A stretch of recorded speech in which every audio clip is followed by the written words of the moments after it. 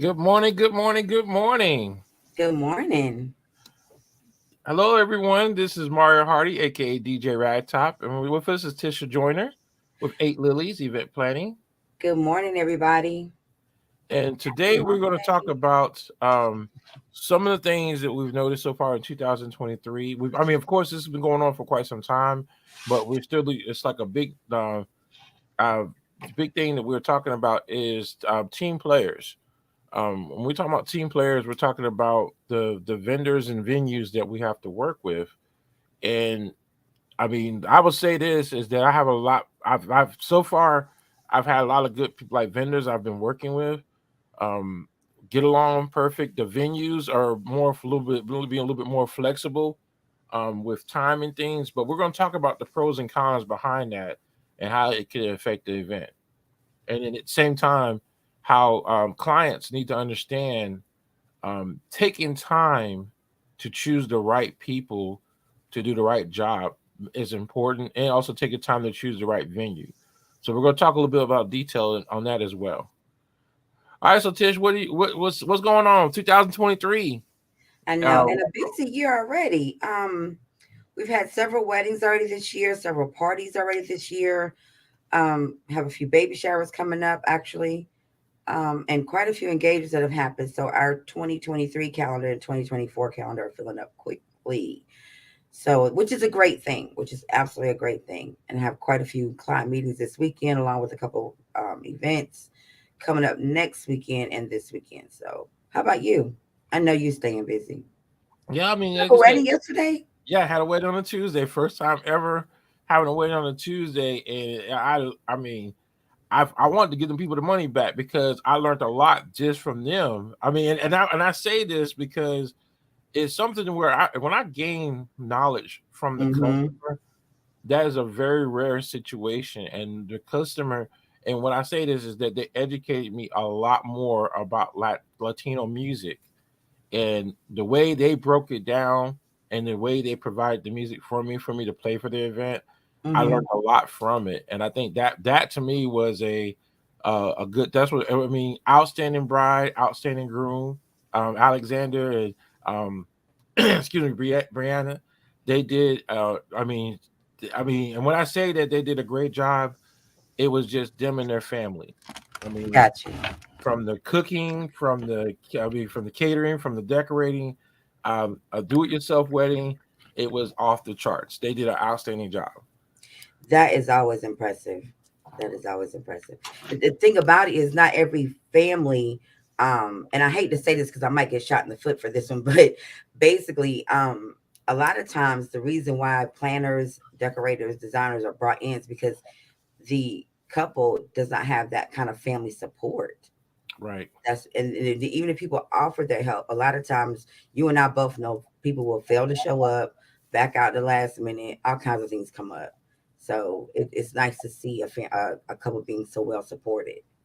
And I mean, they said they did an outstanding job. The way, when I say this is that because we actually we used the same room, and we had to transform the room after the Mm, ceremony was over, and the family, I mean, they jumped right in. And I mean, when I say they came in, I just like I said, it was just the spirit that family had got to you. make sure that those two individuals had a beautiful wedding day. It amazed me. Even the her brother, I want to say, yeah, her brother, who was also he was the minister and he Hmm. was the MC because Wow. she wanted to be bilingual. So he was emceeing at the very beginning of the introduction piece of it, and so it was awesome. I That's mean, good. really awesome.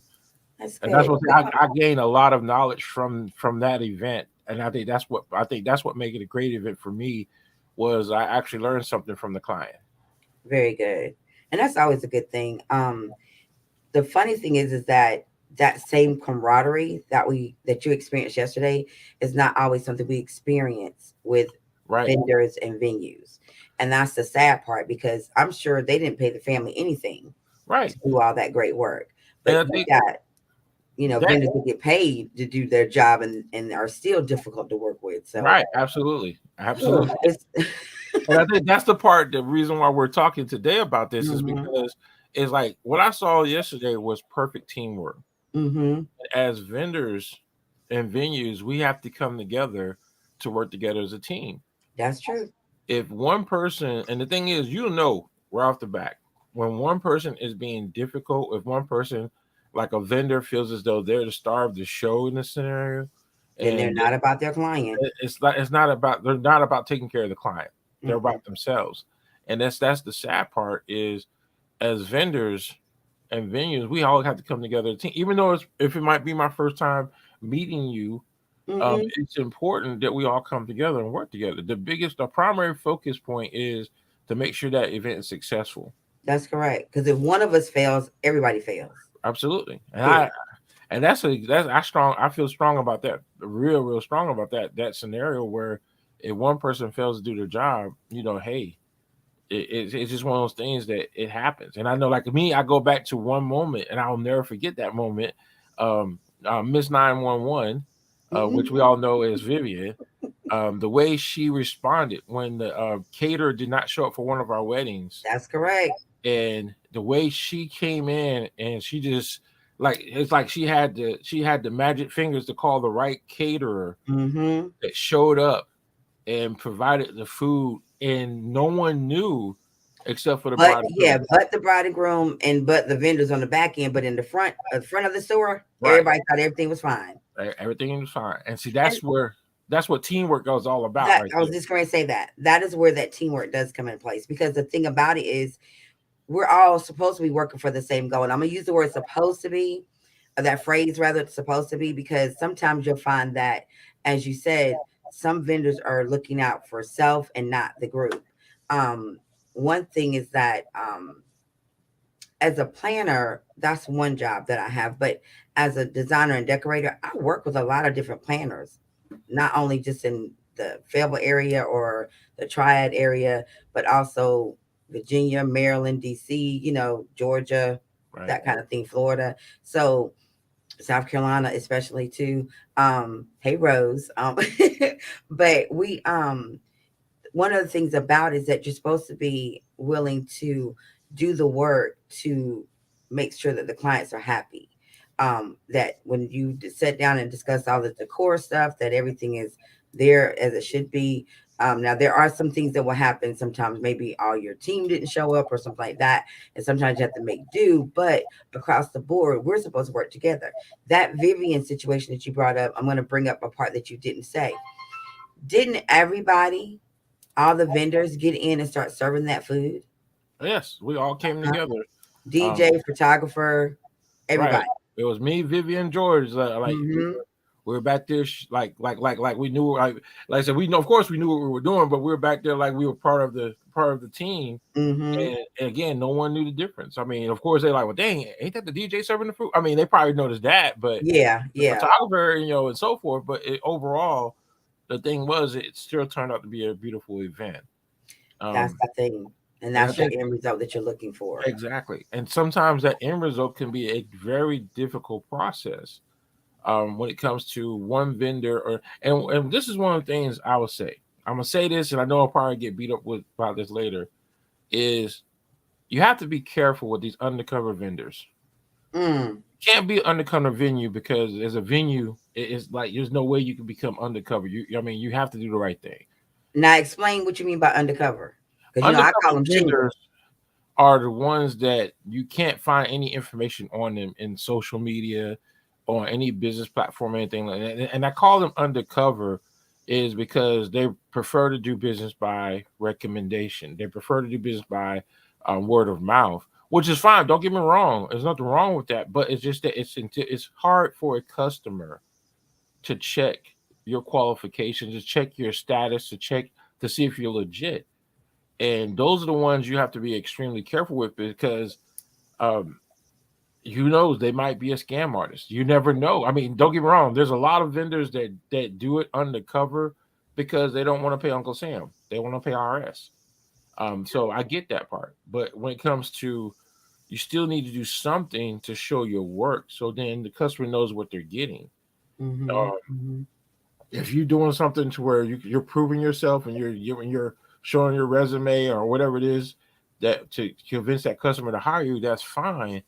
But like I said, one of the things what I do is when I find out that I'm working with vendors that I've never worked with before, is I like to go do my homework and see, Mm-hmm. who am I working with. And some of the time, again, because like in this industry, you don't have to have a license. I mean, certain, don't get me wrong, not for everybody. To be a decorator, planner, or DJ, um, and technically, photographer is a little. It's kind of that's a little like borderline because there's certain things you do have to have, but overall, I mean, you don't really have to have an actual license Mm-hmm. or something to show that you're a valid vendor. Mm-hmm. True. True. So that's one of the things I stress to people is that be careful when you take these to these vendors. But the first question I will always ask is, "Are you a team player?" And with that being said, I'm going to say this too. And this is probably what's going to get me, you know, banned. But as much as we just talked about being supportive of the couple, be it mom, dad, aunt, cousin, whatever, of that couple, also keep in mind that the final decisions needs to be that couple's decision on who Right. they're going to work with. Even if you know 10 people that do every job that they would need for that wedding, instead of jumping out there to assign a person with a duty, let that couple do their research first. Let them meet with that person first. Let them see if that's someone that they would want to work with before um, putting them in a situation where they get bound to this person and they're not even happy with the person. And Absolutely. yeah. That is so. I mean, and you know what? And I think that's so important because it's not only the family that does it. Sometimes, if you get a planner, I've run into this quite a few times, where the planner feels as though they understand the customer's vision, but can't answer questions. Mm, And so, to me, it's like I'm me personally. I don't care who's paying for it. I just want to hear the vision from the couple. I don't want to hear it from Aunt Betsy Lou, Cousin mm-hmm. Junebug, or Planner USA. I want to hear it from the two individuals that are getting married or Mm-hmm. the individual that's having the event. That vision will be crystal clear to me versus it coming secondhand. And we talked about this. If you ever took a college course or if you ever grew up in the middle, like if you it was ever in the military, we talk about communication and how I can say one thing to you and then you'll say something completely different than the next person. Mm-hmm. And it like passed like we always say communication. So I know we've done that circle where it started with one. So by the time you got to the end of that circle, Mm-hmm. the whole Whole message phrase changed. completely changed.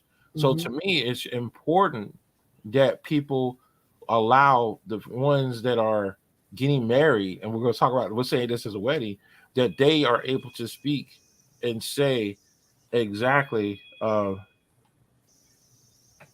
say exactly what it is that they want. Their vision means the world to all the rest of us as vendors. Mm-hmm. It And they does. need to, and they need to make sure that they're getting and hiring the right person that can meet that vision. Like I told, like for example, perfect example. Customer calls me up, um, wanted to book me for a wedding. I'll Mm-hmm. never forget it. And they had an issue with my presentation where said that I only play clean music, Mm.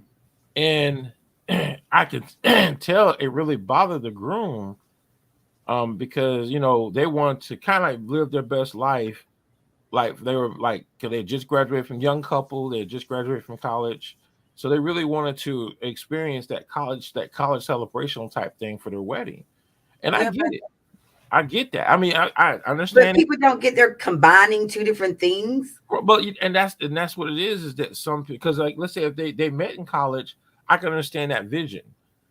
Sometimes the vision is based on how they came together, and I get that, Mhm. but you have to have the right people to do that, and you can't. And this is one of the things I stress to people: just because the price is right doesn't mean they're the right one.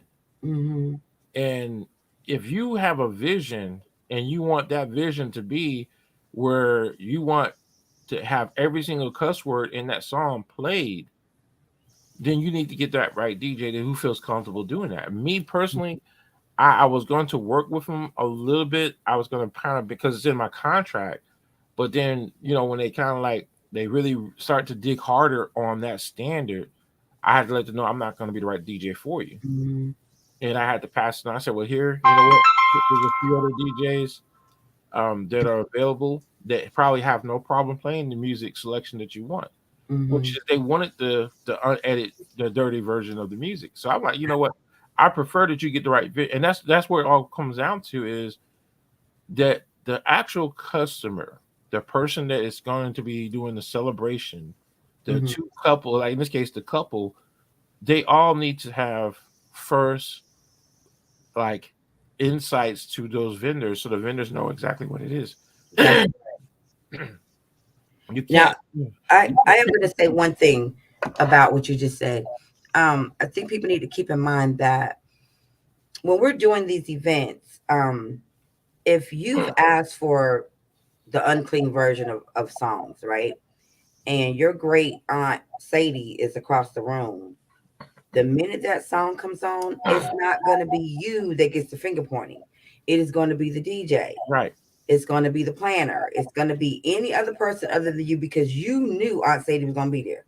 right, And you knew Aunt Sadie was a church going woman. And you knew Aunt Sadie did not want to hear the four letter words flung around or five but, letter words, but whatever. it reflects and actually it really reflects on that DJ. Mm-hmm. And And it regardless, comes back to your vendor, and it doesn't come back to you. right, So when great Aunt Sadie has three more nieces going to get married, she don't you hire that same DJ so and so had because they play music that cut cuss words, and right, you just basically marked that DJ. pretty much. And I think that's the thing that a lot of DJs need to understand, or vendors in some cases too. Mm-hmm. When you do something, it is a reflection of who you are. If you decide to go out here and do something, that is your reputation. That is your like that's that first hand marketing. And I get it. You're not trying to market at somebody's event, but it reflects on who you are.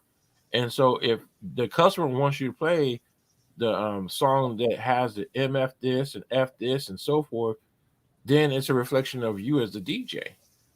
And so to me personally, is more so I don't want to offend anybody. I mean, it offends me to hear this music. So I can imagine, and I deal with it a lot, but it offends me more so because I don't even want to hear it. Nor can I. I mean, I lose my motivation when I start hearing stuff like that. So to me, it just doesn't work well for me. So that's just the reason why I don't do it is because it reflects who I am. It puts a bad taste in other people. Like if someone was looking at me to DJ, as soon as they hear me playing that stuff, that music, that kind of music, my reputation just went downhill because of the music selection.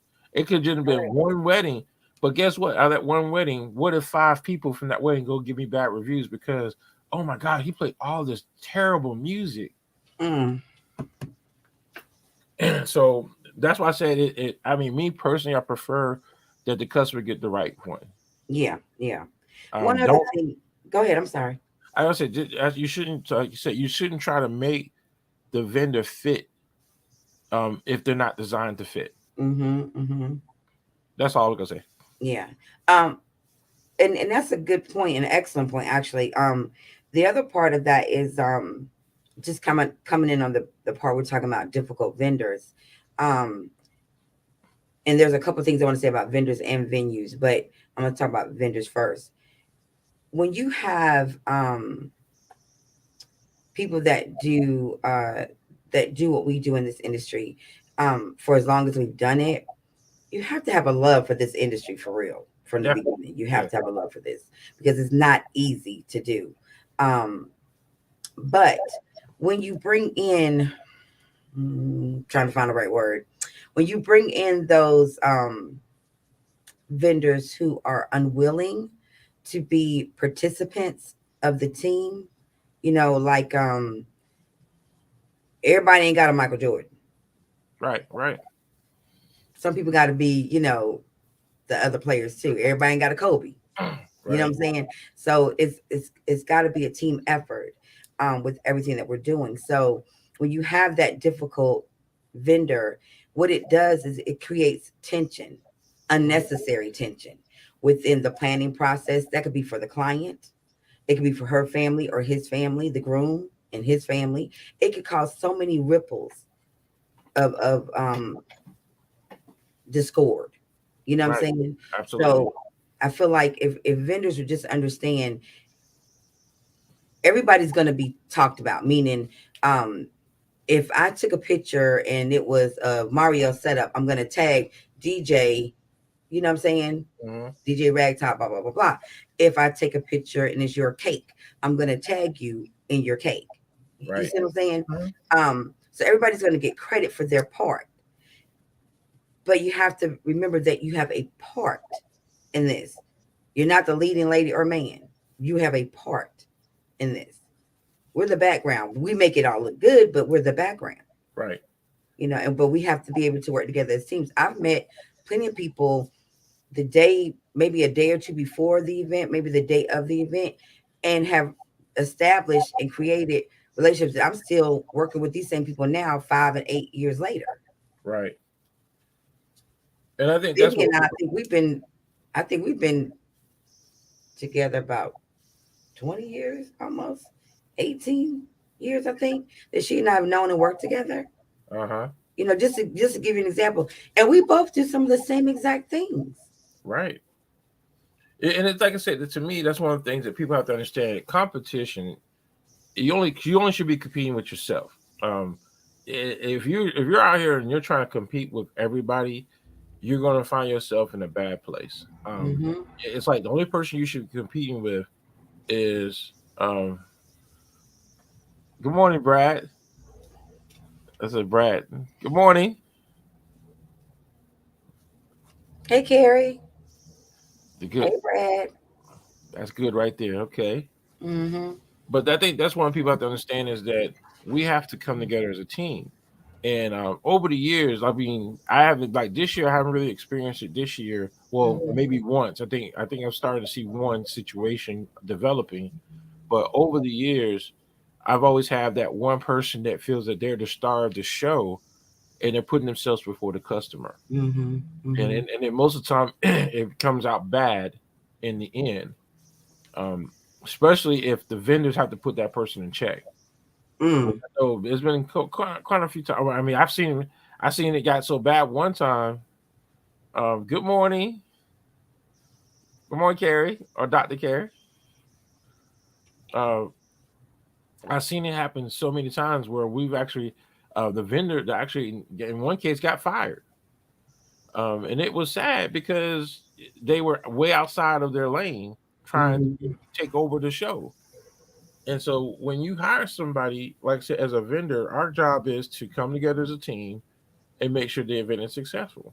And support each And other and definitely support. support. And see, to me, what happens, like, I have a situation coming up now, recent, like, is you have a venue that took it upon themselves to book another event during a wedding day, and the whole scenario of they had changed their policy so they wouldn't do this, they wouldn't cause a conflict.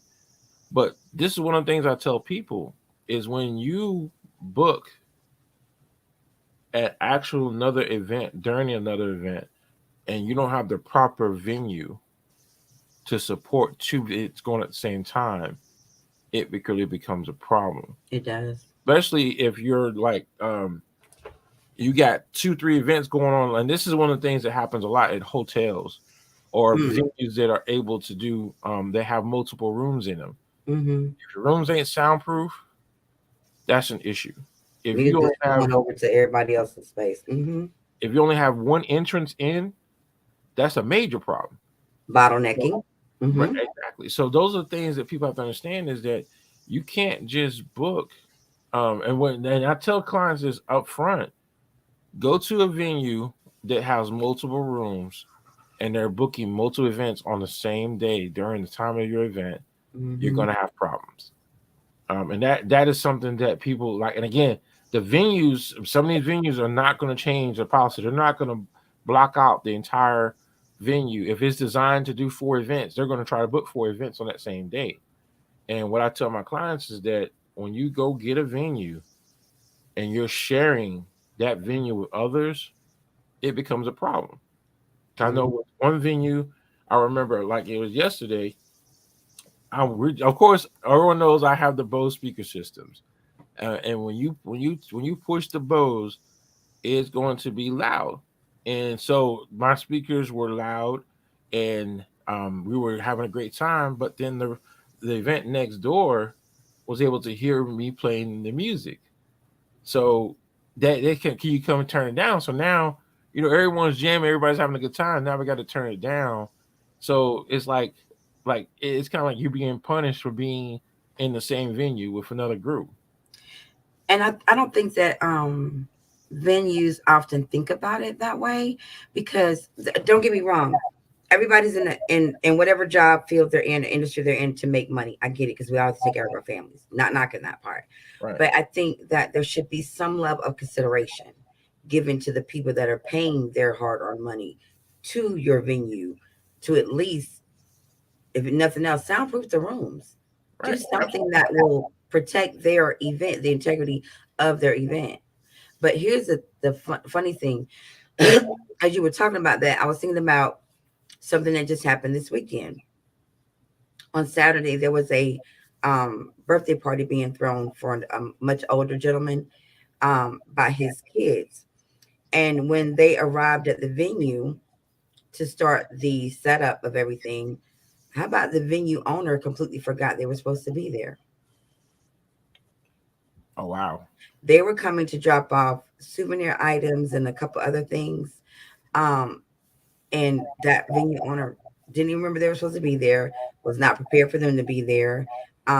They literally, when the food and stuff started arriving, there was issues with a whole, it threw everything off. Um, Venue owners, not every venue is a hotel or ballroom or whatever like that, but there are venue owned that are owned by individuals, and you guys have to really be present and held accountable for your date books. Now, I'm not going to say I've never double booked myself because I have. I know I have. Yeah, I Yeah, have. I have. But I made sure I had another team to come in to take care of, you know what I'm saying? One Hmm. side while I took care of another, another event. But Right. and I'm not saying that we're not human because things happen, but the venues, they literally can affect everything.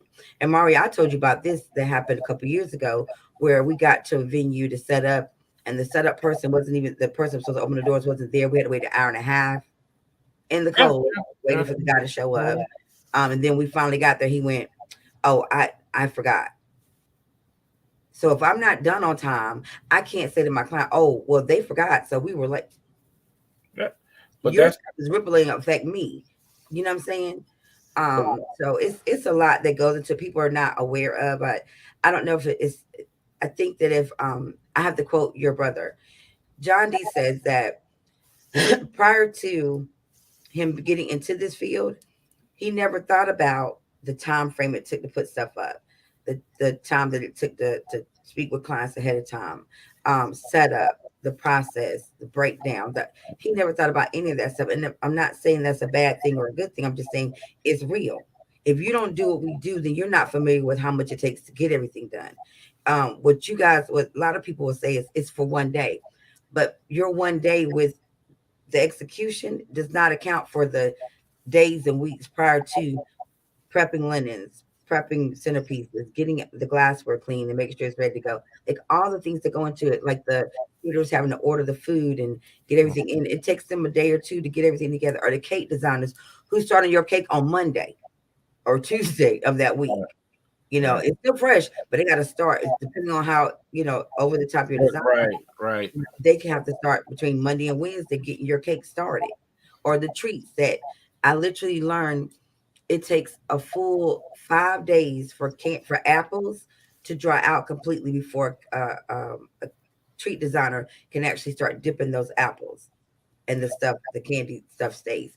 These are things that we learn stuff all the time too. Right. But, Absolutely. it just I think there's a lack of understanding for some of the predicaments that we're put in, like for instance, the venue that says that you only have it from noon to midnight. Mm. Yes, it is 12 hours. Yes, most of our days are 14 to 16 hours on my side, Mario. I'm pretty sure yours about the same too. Um, Right.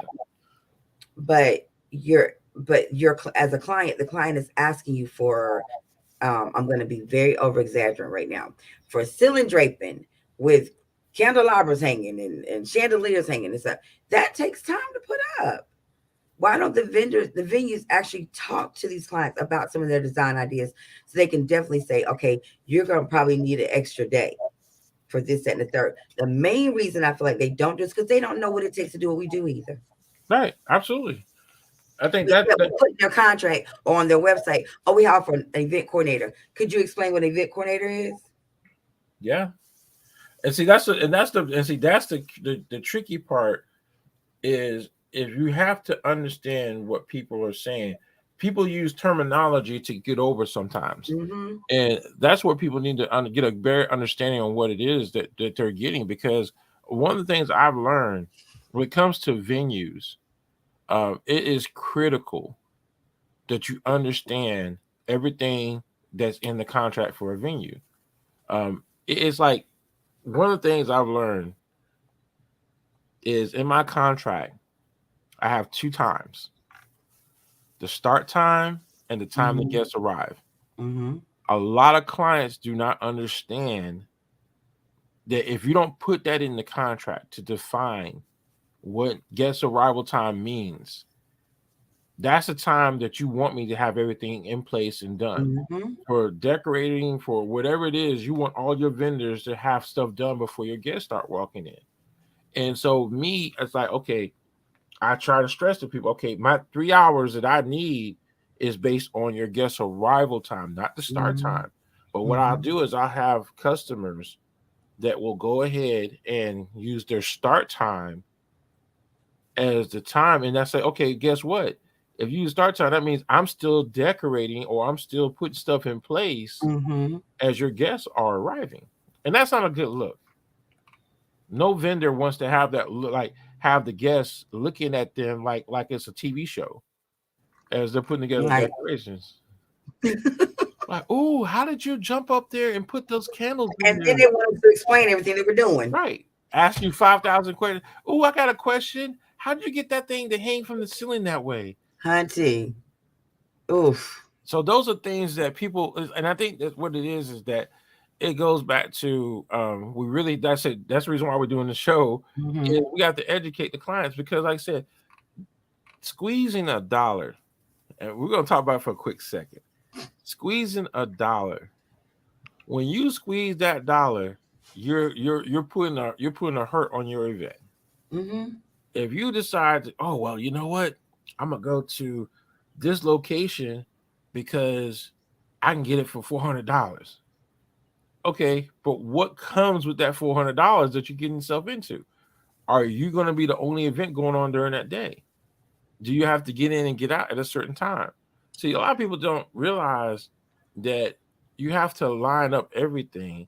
Mm-hmm. And one of the biggest mistakes a lot of customers make is they're squeezing that dollar. Now, like one of the biggest squeezes I've always seen is when they hired a photographer for their wedding day. And they think for some reason, and Brad, I'm direct this one towards you. For some reason, they think that y'all can perform photographer, videographer, y'all can perform everything within 4 to 6 hours. Um, Videographers, photographers, if you want to capture, then they capture everything for a wedding day. And I tell my clients this up front. Whatever you do, Hours, eight I, hours I or even say I longer. even say Or 10. longer. I say 10 because I always stress to them it's a 10-hour day. If you want them to show up and capture moments of you getting ready, Mm-hmm. it's kind of like it is crazy. I know. I knew I was gonna get a response from Brad. Brad's like, nope, nope, nope. It's like you don't want to put your photography or videographer through that this. I mean, because what happens then is the photographer videographer technically has to take um Brad is crazy. I'm sorry he got me laughing. it's just like you put them through this, and this is what happens most of the time. Is as the DJ, as the planner, and you get it all the time. We're sitting here, and then out of clear blue, photographer comes up or videographer. Hey, what's next on the schedule? Because they only got 30, I only got 30. They only got 30 more minutes with me.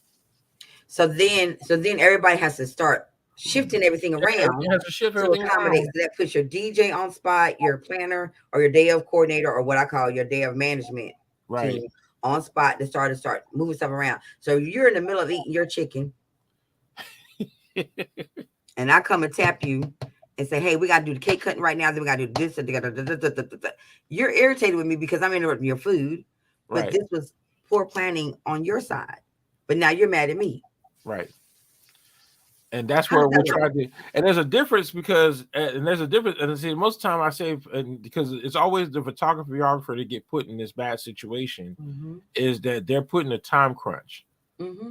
And so, as a team, we all have to come together to support what is necessary for that photographer, videographer to capture everything that's going on. Because, like, if you really want them to capture all those good moments, we have to change up everything. And that's why I say it's important that I always check. Now is I got to the point where if there is going to be a professional photographer or videographer on this, I always ask, how long do you have them for? Mm-hmm. Because that majority of the time, that has an impact on the entire schedule. It does. It does. Now So, I've been known to bribe some photographers oh, with definitely. food to stay. Right. I've seen you do it. Look, we'll hook you up with a fabulous plate of food, with this great juice, this great what cranberry juice to wash it Okay. down with.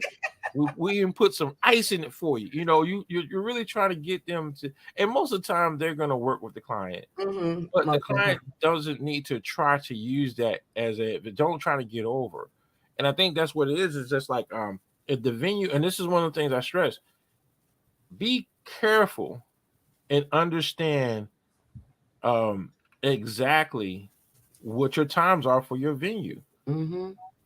That is critical. Don't get mad at the venue because you didn't plan accordingly. You need to understand it's like, okay, if you got a venue for 10 hours, 12 hours, you really have to pay close attention to your time. Versus if you get a venue all day, then you don't have to worry. You're not as stressed out. Because an And all-day rental is probably anywhere between 15 to 16 hours. A 12-hour setup or a 10-hour setup is just what it says, a 12 or 10-hour 12 setup. hour setup. I mean, So from the time you access to the time everything has to be out the door, which for decorators, if you're doing 200 guests, which is 8 people per table, which is 25 tables, that may not be a lot of time because you got to remember everything has to be done within those 12 hours from the delivery setup, execution, production, the actual event itself, to the breakdown and cleanup and out the door. right. Everything has to be done that time frame. And that's what people need to understand is that when you go in and you're doing that contract with the venue, that like the venue is the most critical team player on the team because that's the word that's hey that's the actual court that we got to play Mm-hmm, on. mm-hmm. So when you have a venue and you choose to squeeze that dollar, and you only get that venue to do a 6 hours for a wedding, when vendors hear that, you're already putting them in a bind right off the back. And I think that's the problem that people don't understand is that the common time frame for any wedding day, the minimum should only be 10 hours. The minimum. And that's set up and breakdown. Me personally, I would say if you can get a venue for all day, I mean, like from 8 o'clock that morning to midnight, that works better. Because you, especially if you are the one doing all the work by yourself, if you're not hiring vendors and you're doing, and this is what I tell people all the time, is I have it set to where most decorators can do 3 hours. But the reason why I say that is they're more professional. Mm-hmm. Versus if you had to go in there and do it as a client, it might take you 6 hours because it's your first time doing it. Mm-hmm. So those are things that people need to understand is that what you read in that contract for the venue understand the surroundings of the venue, understanding what goes on. Because a lot of times, if you see construction going on Mm. around that venue, you need to start asking a lot of questions, because that construction can cause major issues. Or if you have a venue that has a gate system, Mm. you really need to understand the gate system. That like when I say that, it's like I came across one venue to where you can't get in that gate now unless you have the proper invitation. And most times the client, I'll never forget this. This is an event in Charlotte, North Carolina. If you didn't have that invitation, you wouldn't get in that gate. Mm-hmm. So, and that's one of the things as team players, we all have to come together. And one of the things is that what I do is I speak up for the rest of the team. If a client comes to you, Tish, and asks you, okay, what are your thoughts about this? Even though it might not be in your lane, it's important to think of the whole team. Mm-hmm. So when someone comes to me and they're talking about a venue and they choose the venue that I already know has major issues, Mm-hmm. I try to recommend that they go ahead and prepare for a backup plan. Mm-hmm. And I think that's something that you got to be careful sometimes. True. Very true. And listen, my thing is most of the time the clients are hard headed. They don't listen to the professionals, and they go out here and I know what I'm doing, and then they put themselves in a bad situation. And that's one of those things that I stress. Look, we ain't trying to take the control away from you. We're just trying to make sure your event is successful. So, I know what I no, you don't know what you're doing. I'm sorry. If this is your first time, this is your first time getting married, you don't know you know what you want, but you don't know what you're doing. Very true. Okay, that's a big difference. The knowing what you want and knowing what you're doing are two different things. So sometimes take time to listen to the experts because we will save you from a lot of stress and pain. Or overpayment for vendors. Oh, and that Yeah, too. that's something we just recently encountered as well on both of our ends for clients where they, run off and hire these people, which are probably great vendors, but you could have probably saved a grand or two by using, you know what I'm saying? By Oh yeah. maybe getting a recommendation from one of your current vendors that you have worked with already. But I mean, a lot of times in this industry, and I'm gonna say this about the undercover people. I call them shingles because you did a church event or you did your cousin's baby shower. You think you can do event planning or you think you could do event design and decor. Hey, have at it. I didn't start off with a certification from anything. I started off just doing a wedding for my aunt and a wedding for my brother, and then I just kind of went from there. But and everybody has to start somewhere. Right, right, But right. I feel like it needs to be you're asking people to spend money with you, be it two, three, four, 5,000, whatever it is. Um, be willing to invest in yourself. Now, I heard what you said about some people not want Uncle Sam to know what they're doing. But if you're a legitimate business, you need to be a legitimate business. Right. But this is that industry that's not regulated. And I think that's the part that bothers me the most is that there is no certification. I mean, I'm gonna be honest with you. It's like if it wasn't for me going to get a degree in event planning, I would never know what right looks like. And so that was my biggest thing is because the industry was so. If I worked with this group or this planner, it was one way. Where I worked with this planner, it was a different way. And when I worked with this planner, it was like a whole nother story. So I went to go get a degree in event planning to know what right Mm-hmm. looks like. So to me as a vendor, if I had to go to that level to understand what right looks like as a customer, if you don't have a degree in it, nor the experience, you're never gonna know what right looks like. You know what you want how you want it to look in your mind, but you don't know what right looks like. So what people tell you, you have to pay close attention, especially if you have someone come in and they say all these great things, but then you go look at the contract, it's only 2 lines. Um, that yes, I've seen that happen quite a few times, where good talking game, but when you go look at the contract, put your name here and sign right here. Okay, Or I got one that just happened to somebody recently. The client wants, I'm using one of my clients. The client wants burgundy and black with hints of gold. But as the decorator, I come back and say, well, I ain't got all them colors. So, but I done wrote the contract out and everything. And I go, well, I can do white, pink, and silver. The complete opposite of what you're asking for. Like, you got to be careful. Right. You got to be careful. And make sure that you get things in writing. Absolutely. Make sure that's a part of that communication thing. That's a part of that reading your contracts before you sign them. If you have questions about the contract, have that vendor answer those questions for one, then update the contract to reflect exactly what you're requesting. And Okay. then you read over it again before you put your signature on it. I'm very quick about, I'll send a client what I call a dummy contract, which I probably should rename it because it's probably sounding very mean, but it's just a blank contract. Right. It has their details in it, but just a blank one. And it's meant for them to read over it. Right. And it's not like the day of our meeting. It's like before we ever meet, before we sit down, everything is lined out. The only thing that will change with anything with me, it won't be the contract, it'll be the actually addendum to the contract, which is the detail sheets. And some of that has to be based on our site visit, where I Right. mean update it, and I literally send it as an updated attachment to their actual contract. But you, even though y'all probably think, I know some of my clients are probably gonna get nervous with the amount of emails I send or paperwork I send, but it's checks and balances. Right. It's literally, do they care enough about your event to get all the details just right? I asked 2,500 questions, I'm sure, or try to get as much stuff as I can to get it down pat. So when it comes to that day of, I've got everything in front of me. Now, with me saying that, Mario, I'm gonna bring up this. Stop waiting until 2 weeks before and the week of to change stuff. Please stop that. I've been studying your event for the last 4, 5, 6 months. Please stop that. The DJ has been studying your event, your vendors, and everybody has been on the same page for 4, 5, 6 months. And here you come, 10 days out, 14 days out. You want to start changing stuff. Please stop that. That's a stress level that you do not even understand.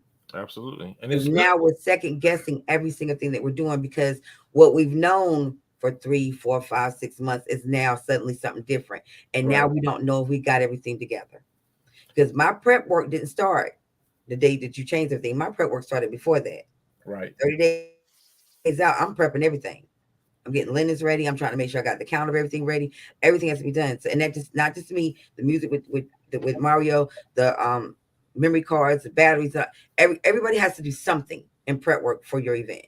Everybody. And I think So it's really inconsiderate to wait until the last minute and say, "Oh well, instead of us coming in, um, walking side by side, we're gonna start coming in, one by one. Everybody get a song. What?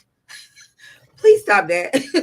well, see, I think that's the thing is that there's always the word I love to use is there's so many assumptions at what we do that people think, oh, that's just a tablecloth. All you gotta do is just throw it on the table. No, there's a lot more that goes on behind the scene.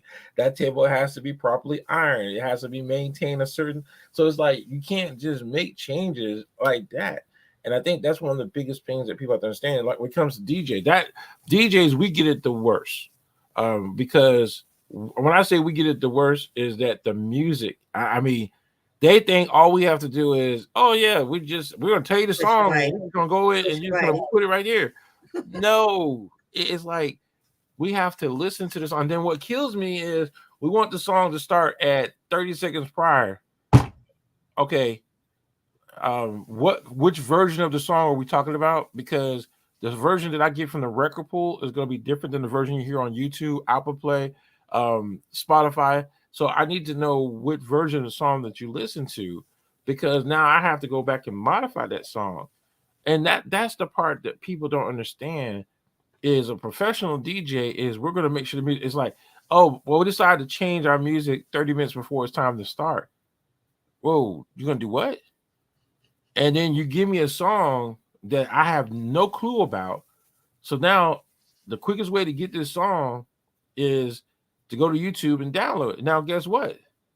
YouTube might not have a clean version. So here it is, you coming in and the F bomb drops in the middle of your ceremony. And I think that's the part that people need to understand is you can't you can't make changes. And I agree with Brad. Communication is key, but when you get within that 1 week, that 2 week time frame, you don't even make a major change. You can make little minor ones, but nothing major. Like when you start talking about you're going to change from tablecloths to spandex tablecloths within 2 weeks, that's a bad idea. Well, what like, one I love the most is if you're going to do an outdoor event. This is the part that I always, if you're going to do an outdoor event, what type of tablecloth should you use? Honestly, spandex. Okay, I don't know why people got this idea in their mind that, oh yeah, we're just gonna get regular tablecloths and they're gonna sit still on the table, no matter how hard the wind blows, and we'll just put a bunch of stuff on there and keep it from flying. Oh my goodness, that is so. Brad asked a good question. Um, Question: would that be inappropriate to put in the contract? No last minute changes. Now, I'm gonna say this, Brad. I've seen this with a couple of vendors, is that they charge a fee. Um, Mhm. if they make there's a fee that goes along with making last minute changes once you get within that week prior to the event. Some contracts are different. I've seen where you can't even make changes.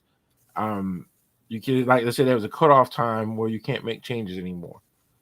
Changes cause problems when you do last minute changes. And let's say, for example, like what Tish was saying earlier, if we're taking time, we're studying everything we have to do for your event for 2 6 months, and we've been studying, staying to Keo. We're gonna come in, we're gonna do this, and so forth, and then you decide to make a change. Not, I mean, don't get me wrong, minor changes are good, but when you make a major change, that's a big issue. Let's say changing the venue at the last minute. That is a major change, and that causes a lot more problems for everybody. So those are things that certain changes should be made. Now I get it. Sometimes there's an emergency situation. Okay, hurricane just completely destroyed that building. I remember the situation. Remember this situation. They ain't got no heat. They ain't got no air. Mhm. So we have to change to a different venue. Mhm. So contracts can say certain things, but you have to be, you have to still maintain a little flexibility when it comes to these different things. Mhm. And I'm not saying that we shouldn't be flexible. I'm just saying that at times I think, for instance, Unnecessary changes. yeah, Unnecessary. unnecessary changes. I had a client who literally wanted a vintage wedding.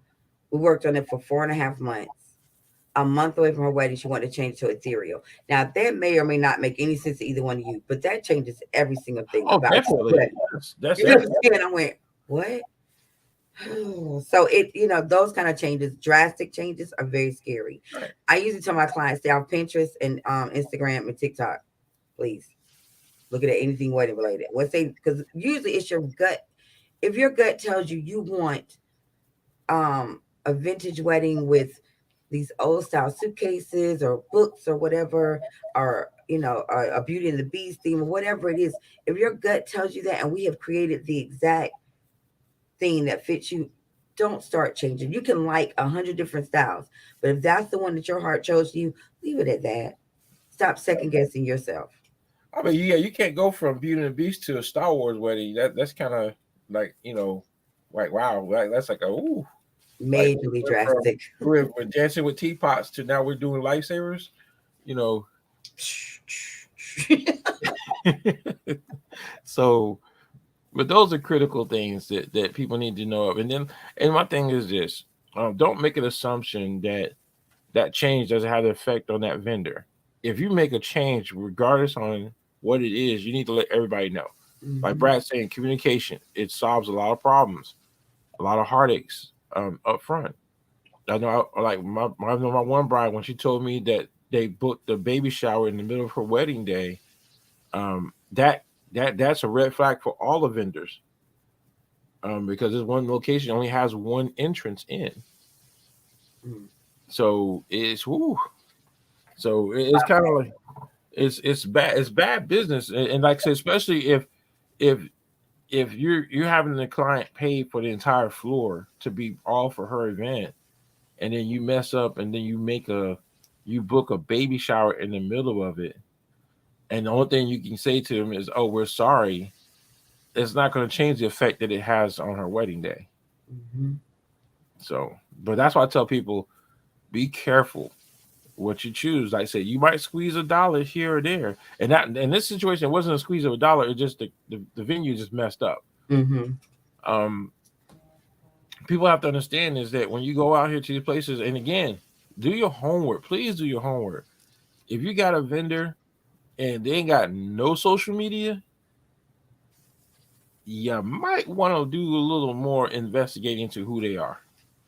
Um, because I get it. Everybody wants to, they want to keep their stuff undercover. They don't want IRS to get them, or if they're supposed to be on disability and they're not supposed to be working, and they're on social, whatever they may be. That again, it's like you're put yourself in a situation to where you better hope and pray they do the right thing, because if they don't, you know, you can't really go back and say nothing about them because they have no platform to review them or Mm-hmm.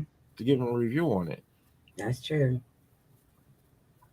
I think this was a pretty good one, Mario. What do you Yeah, I think? think so too. I think we cover quite a bit within an hour. Um, and Yeah, I'd we like did. to say I think this was really well needed. Because like I said, this is. I mean, I know, like you said, you've done a couple weddings this year. I know I've done a couple of weddings this year, and I mean, so far this year has been going smoothly. And Mm-hmm. I mean, thank God that most of the venues I had were good venues. Um, but the mistakes they've been making is the common mistake I've seen so far this year is a misunderstanding on the time that is required or needed at the venue. Mm-hmm. I think that's happened for two of my weddings where they misunderstood the timing, and it could have caused problems, but it didn't. I mean, it just caused us to work harder. So, um, Yeah. which normally solves all the problems. We work three times harder just to overcome an obstacle. But Mm. but again, ladies and gentlemen, listen to what we're saying. We're here to help give out information. If y'all have individual questions, please don't hesitate. I don't mind. You ain't got to pay me to ask a question. You ain't got to pay Tish to ask. We love answering I've questions. done the talk. I know I had a customer yesterday sent out me a 911 call because the her niece decided to get married at the last minute, and she's looking for a venue. And I said, "Ooh, May." I said, "That's the hardcore time frame of wedding season." Mm-hmm. So I was like, "Well, look, I'm gonna send you all everything I got because you got to call all these venues because you wait till the last minute." I was like, I tell people this all the time: don't wait until 1 to 2 months before you want to do the event. Plan ahead. Give us at least 6 to 12 months. I prefer 12 personally, but I'm just saying.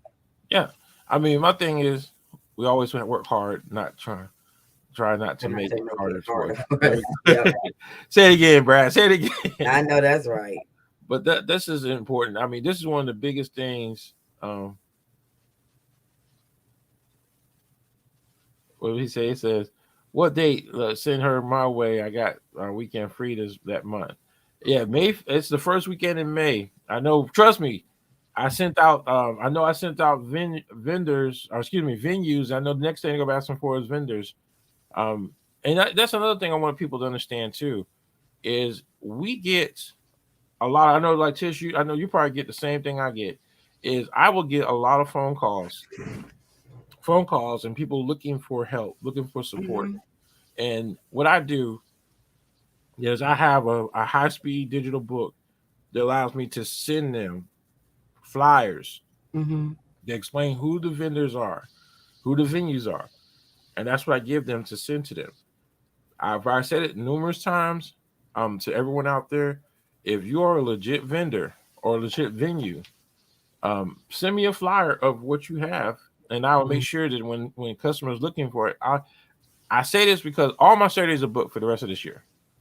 I have no other Saturdays because that means that everything that comes in, I have to refer them out to other DJs. Mm-hmm.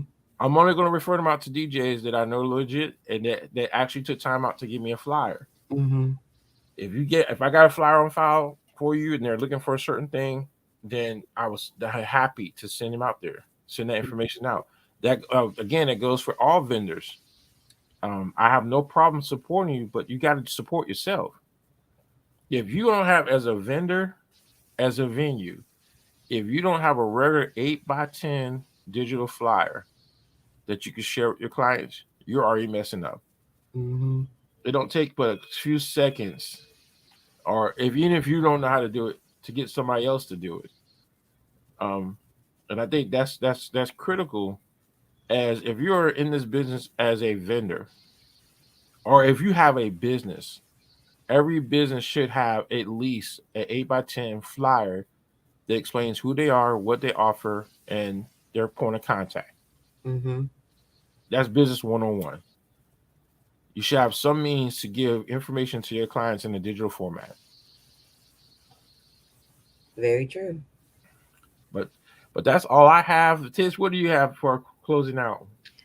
Just basically remember a key thing to understanding each other is to actually communicate. Um, if you hire a vendor that you trust and all that, communicate with that vendor. Hey, I need help with this, or can you point me in the direction of that? Be it a need, a service, or just some counseling, or I'm saying just a little bit of helping or venting for it. Make sure that you are communicating your needs directly to your vendors. Make sure that you are taking the time to read over these contracts that you're signing with these vendors. Um, and make sure that you are giving um, pertinent information to your vendors. Um, every detail matters, believe it or not. It's your big day, so every detail matters. And I will say this to back up what you just said: time. What that vendor is asking for, please don't try to squeeze it. Don't do it. If a vendor says they need this amount of time, please give it to them. Um, Hmm. don't make it like it's like where Brad says we're already working hard. Please don't make it harder.